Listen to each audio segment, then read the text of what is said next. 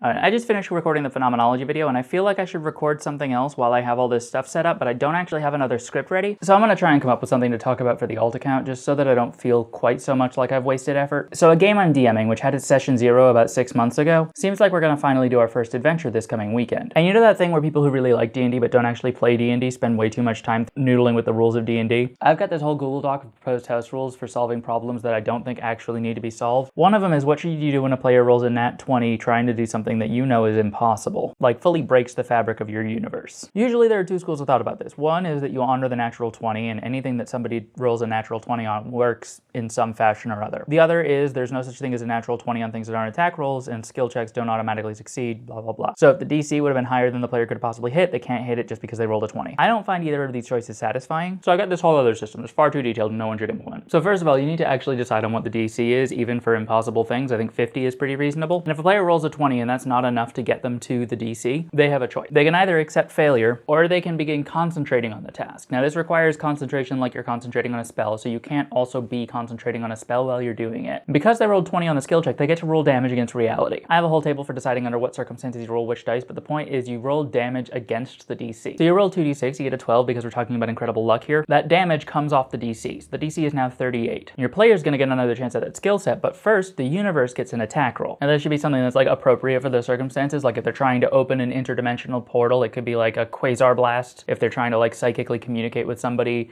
across the entire planet whom they've never met, it could be like a bunch of psychic damage. It should be a lot, depending on what they're trying to do and how like world breaking it is. It should be potentially lethal, but it should also be possible for them to A, survive the attack, and B, not lose concentration. Those things can be absurdly unlikely, but it should be possible. Like you don't want to give them so much damage that like even if they succeed in a saving throw and take half, they still have to make a con save for concentration that they're guaranteed to fail because the number's higher than they can hit. That would be shitty. But anyway, if they survive that and hold concentration, then they get to roll again. And the thing I like about this is that like D&D is a world that has magic in it. Like it's really fundamentally like magic is built into the fabric of reality. So like just trying to change the rules of reality by sheer force of will and expertise should be a thing a person can do. And this takes the kind of like roll 3 nat 20s in a row approach to dealing with somebody wanting to do something literally impossible, and actually makes it like an encounter, like something that's happening to their character, not just something that like their character, the player throws a bunch of dice, watches it fail, and then he goes, oh. And they get points of choice at any time they can drop concentration and avoid the risk of taking damage. And in the absolutely bizarre scenarios where it happens, I think this would feel earned. Like I think at the end of a 4-round encounter after which like 100 points of damage has been dealt, doing something like summoning David Hasselhoff would be maybe world breaking, but not immersion breaking, because the world breaking is happening diegetically. Anyway, this is one of the many D&D mechanics I've written that will absolutely never come up for me.